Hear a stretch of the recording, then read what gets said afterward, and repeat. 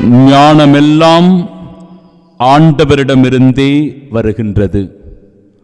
நம் ஆண்டவராகிய இயேசு கிறிஸ்துவின் அன்பும் அருளும் அமைதியும் மகிழ்ச்சியும் உங்கள் அனைவரோடும் என்றும் இருப்பதாக.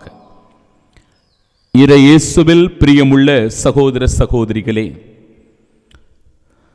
ஜூன் மாதம் 5ஆம் தேதி கடந்த 2024ஆம் ஆண்டு நாசா விண்வெளி ஆராய்ச்சி மையத்திலிருந்து சுனிதா வில்லியம்ஸ், புட்ச் வில்மோர் என்கிற 2 பேர் விண்வெளி ஆய்வுக்காக அனுப்பி வைக்கப்படுகிறார்கள். அந்த விண்வெளியில் அவர்கள் ஆய்வு செய்து கொண்டிருக்கும் போது திடீரென்று அதில் ஏற்படுகிற கோளாறினால் தொடர்பு துண்டிக்கப்படுகிறது. பிறகு அவர்களால் அந்த விண்வெளியிலிருந்து மீண்டும் திரும்பி பூமிக்கு வர முடியாத ஒரு இக்கட்டான நிலை வருகிறது.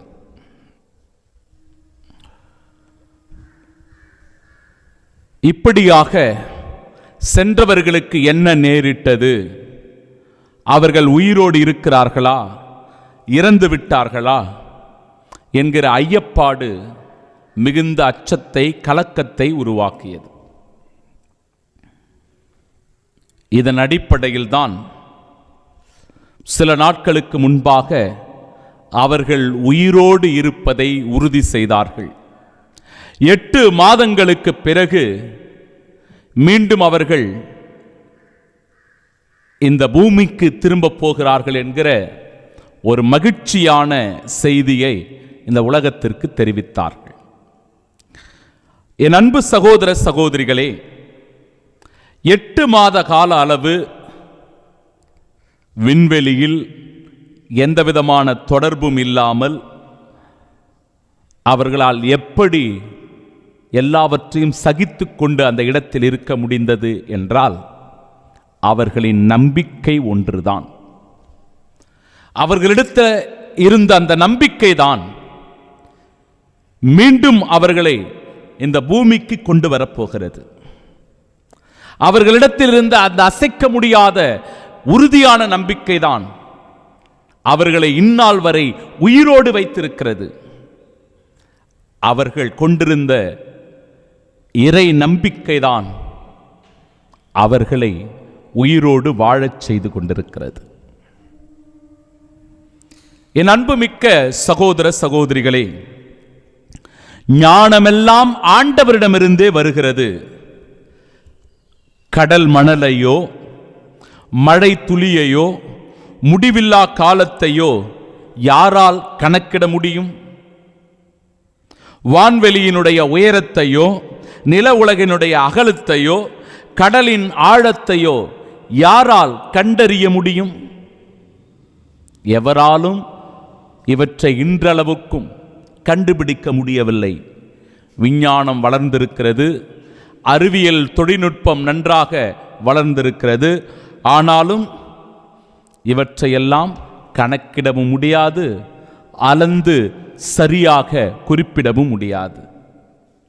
ஏனென்றால் இவற்றை உருவாக்கிய ஞானம் இறைவன் என்பதை உணர்ந்து கொள்ள வேண்டும். அந்த ஞானத்தின் ஊற்று இறைவன். இறைவனில்தான் இவை எல்லாமே ஊற்றெடுக்கின்றன. இந்த உலகத்தை, அண்ட சராசரங்களை, கோள்களை, இந்த உலகத்தில் இருக்கிற எல்லா உயிரினங்களை, படைப்புகளை, உங்களை, என்னை படைத்தவர் இறைவன். அவருடைய ஞானம் பெரிது, அவருடைய அறிவாற்றல் பெரிது. அந்த ஞானத்தை அறிந்து கொள்வதற்கான நம்பிக்கை நம்மிடத்தில் துளிர்விட வேண்டும். அன்பிற்குரியவர்களே, அந்த ஞானத்தை நாம் அடையக்கூடிய வழிமுறைகளை நம்முடைய வாழ்க்கையில் ஏற்று கடைபிடிக்க வேண்டும். சகோதர சகோதரிகளே, ஞானத்தின் ஊற்று இறைவன். அந்த ஞானத்தை, அந்த இறைவனை கண்டுகொள்ளக்கூடிய வழி அவர் நமக்கு கொடுத்திருக்கிற கட்டளைகள் என்று சொல்லுகிறது ஆண்டவருடைய இறைவார்த்தை. இன்றைய நாளினுடைய நற்செய்தி வாசகத்தில் இவற்றினுடைய உண்மைத்தன்மை வெளிப்படுவதை நம்மால் உணர முடிகிறது. நற்செய்தி வாசகத்தில்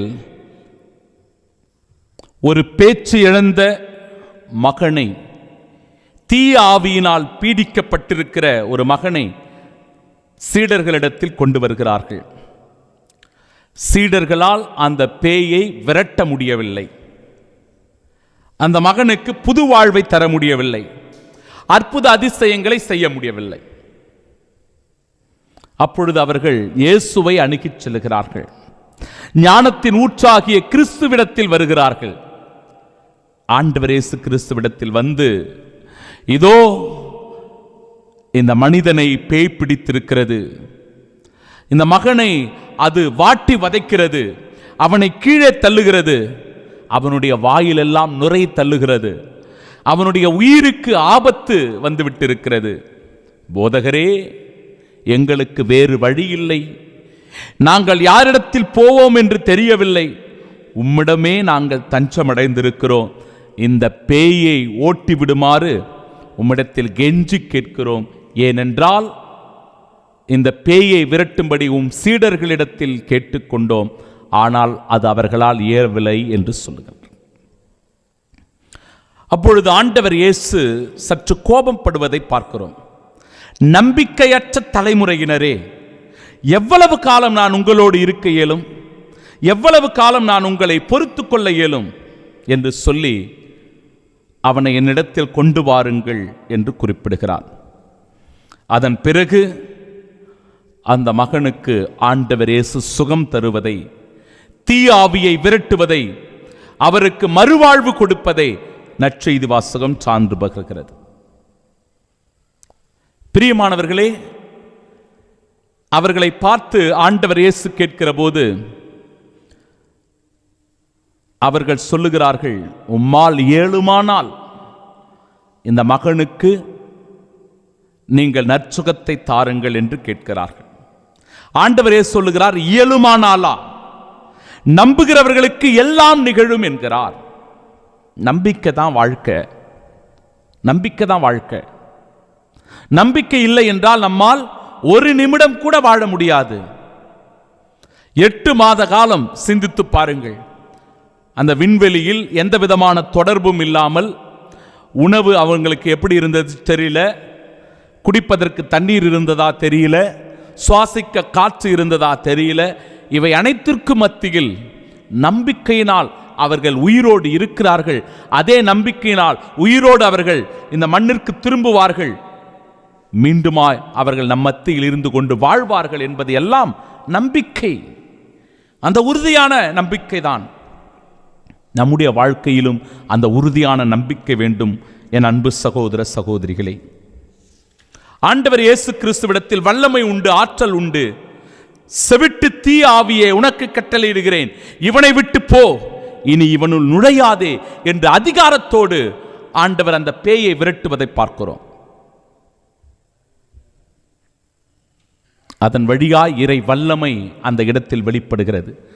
நமக்கும் நம்பிக்கை இருந்தால், இயேசு கிறிஸ்துவின் மீது முழுமையான விசுவாசம் இருந்தால், அந்த நம்பிக்கையினால், விசுவாசத்தினால் எதை நாம் கேட்கிறோமோ அதை பெற்றுக்கொள்ளுகிறோம். என் அன்பு சகோதர சகோதரிகளே, இறைவனுடைய அருளினால் அது நமக்கு கிடைக்கப் பெறுகிறது. அந்த சீடர்கள் வந்து கேட்கிறாங்க, அந்த பேயை ஏன் எங்களால் ஓட்ட இயலவில்லை கேட்கிறாங்க. ஆச்சரியமா கேட்கிறாங்க. இயேசு ஆண்டவர் சொல்லுகிறார், இவ்வகை பேய் இறை வேண்டலினாலும் நோன்பினாலும் அன்றி வேறு எதனாலும் வெளியேறாது. இறை நம்பிக்கையும் விசுவாசமும், இறை வேண்டலும் நோன்பும் தவமும் ஒரு மனிதனை பக்குவப்படுத்துகிறது, இறைவனோடு இணைக்கிறது. இறைவனுடைய அருள் வரங்களை பெற்றுக்கொள்ள அது பெரும் உதவியாக இருக்கிறது. அதன் வழியாய் ஒரு மனிதனால் ஆற்றல் மிக்கவனாக, தீய சக்தி எதிர்க்கக்கூடியவனாக இந்த உலகத்தில் வாழ முடியும். ஆம், என் அன்பு சகோதர சகோதரிகளே, இந்த புதிய நாளில் அடியெடுத்து வைத்திருக்கும் நாம் நம்பிக்கையோடு அடியெடுத்து வைப்போம். இறைவன் நம்மோடு இருக்கிறார். இறை ஆவி நம்மை வழிநடத்துகிறது. தேவ அன்னை நமக்கு பக்கபலமாகவும், அனைத்து புனிதர்களுடைய பரிந்து பேசுதலும் காவல் தூதர்களுடைய இடைவிடா காவலிலும் நலமோடு இந்த நாளில் வாழ வாழ்த்துகிறேன், செபிக்கிறேன். ஆமீன்.